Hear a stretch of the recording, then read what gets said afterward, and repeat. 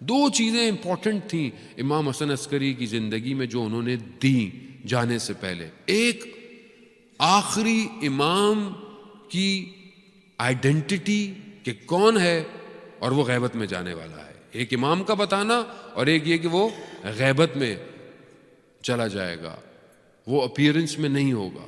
دوسری مرجیت کا نظام امام نے دے کے جانا تھا. یہ بہت امپورٹنٹ ہے کہ امام غیبت میں جا رہے ہیں تو کس کو فالو کریں گے, کس کے پاس جائیں گے, کس سے ملنا ہے, انہوں نے کون ان کی باتوں کو. اسی لیے امام نے نشانیاں بتائیں.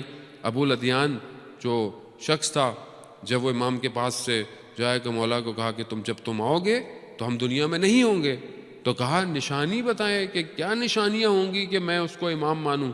تو امام نے کہا ایک وہ جو شخص تم سے لیٹر کا جواب مانگے, دوسرا وہ کہ جو میرا جنازہ پڑھائے گا, تیسری نشانی وہ کہ جو تمہارے پاس مال والا ہے اس کے بارے میں تمہیں بتائے گا. یہ تین نشانیاں ہیں. جب یہ کہتا ہے کہ جب میں آیا امام کی شہادت ہو گئی تو میں نے دیکھا کہ امام کے بھائی جو ہیں وہ نماز پڑھانے کے لیے کھڑے ہوئے ہیں. مجھے شک ہوا, میں نے کہا یہ نمائندہ ہوگا امام کا, بہرحال کہتے ہیں. لیکن اچانک سے جو ہے وہ پردہ ہٹا اور ایک 5 سال کا بچہ آیا اور اس نے چچا کو کہا کہ ہٹ جائیں, میں زیادہ مستحق ہوں بابا کی نماز پڑھانے کے لیے.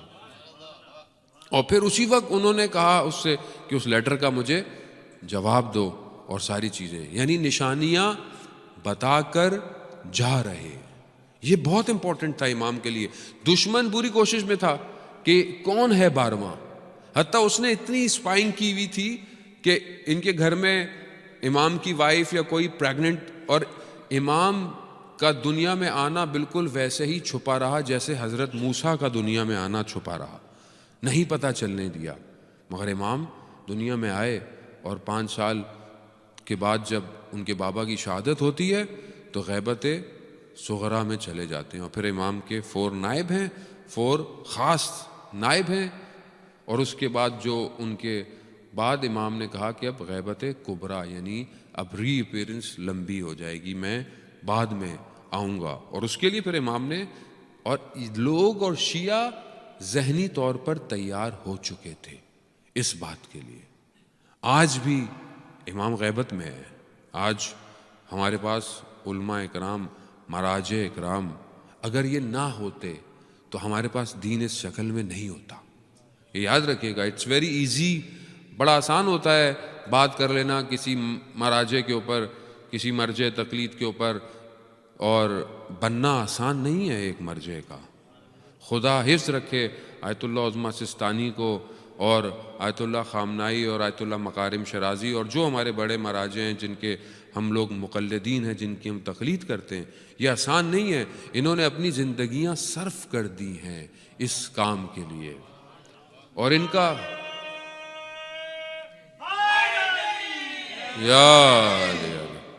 اور ان کا ایک جملہ جو ہے وہ قوموں کو بیدار کر دیتا ہے. قوموں کو دشمن یہی چاہتا ہے. دشمن کیا چاہتا ہے؟ اس مرجعیت کے نظام کو خراب کرے. دشمن پوری کوشش میں لگا ہوا ہے, اپنے مرجع پیدا کر لو, اپنی چیزیں خود بنا لو, اپنے ساری چیزیں حوزے بنا لو. کیوں؟ آپ کو ڈائیورٹ کرنا چاہتا ہے آپ کے اصل سے, کیونکہ دشمن کو پتہ چل گیا ہے کہ امام نہیں ہے مگر پھر بھی یہ لوگ کامیاب ہیں. کیوں؟ کیونکہ پیچھے امام کے یہ نائب ہیں سارے, اور یہ جب تک لوگوں کی تیاری کر رہے ہیں. آپ دیکھیں نا عزاداری کیسی ہے, امام حسین کا نام لیں سب جمع ہو جاتے ہیں, قائم رکھا ہے. آپ دیکھ پریشان ہیں کہ یہ کون ہے جو حرموں کو بچا رہے ہیں. سارے حرم آیت اللہ عظمیٰ سستانی کے فتوے نے عراق کے حرموں کو بچایا, سب کیا, ورنہ ہم تو نہیں جا سکتے تھے کربلا زیارتوں پر. آج ہم کتنی آرام سے زیارتوں پہ جاتے ہیں. تو وہ ایک جملہ ہے صرف اس مرجع عالم قدر دینی کا کہ خدا انہیں صحت اور سلامتی عطا فرمائے. تو عزیزان محترم یہ پاور کو سمجھیں, اسے امام دے کر گئے ہیں یہ, اور ہمیں اس کو سٹرینتھن کرنا ہے اپنی کوالٹیز سے, اپنے کام سے. خوب یہ شور شرابہ, یہ آوازیں آپ کو آئیں گی جب آپ ایک راؤنڈ اباؤٹ پہ کھڑے ہوتے ہیں تو 4 راستے نکلتے ہیں, اور شانزلیزے پہ کھڑے ہو جائیں تو 6-8 راستے نکلتے ہیں وہاں سے. تو آپ کو پتہ ہی نہیں چلتا آیا کہاں سے تھا, جانا کہاں سے ہے.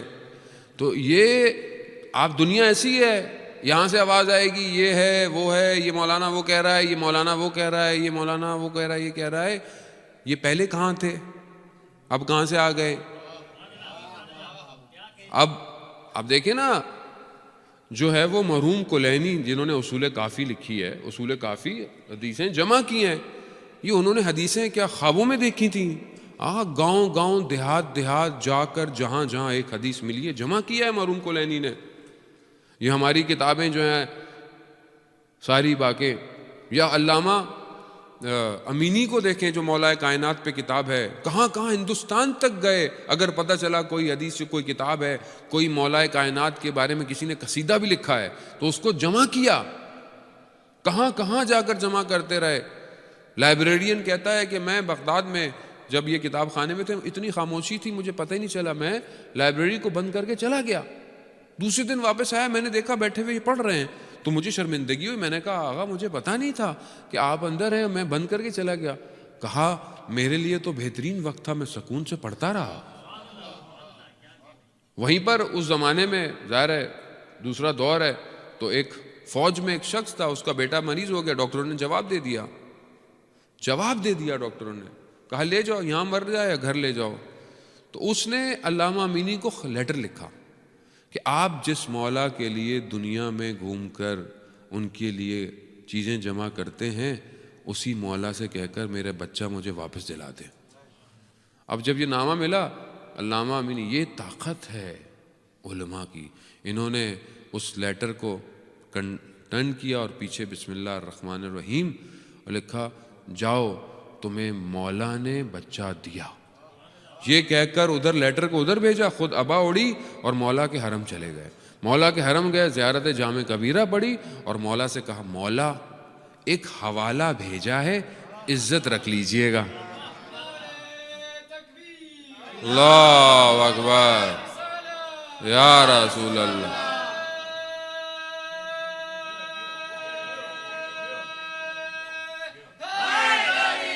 یا وہ شخص کا بیٹا صحیح ہو گیا، خدا نے شفا دی مولا کے وسیلے سے اور تحفے لے کر آ گیا. اجزاء محترم، یہ سمجھنے کی کوشش کریں، امام حسن عسکری ہمیں یہ دے کے گئے ہیں یہ سسٹم.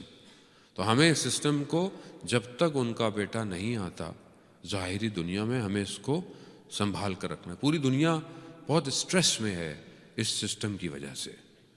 تو ہم خدا کا شکر کریں کہ ہمارے پاس یہ نظام باقی ہے.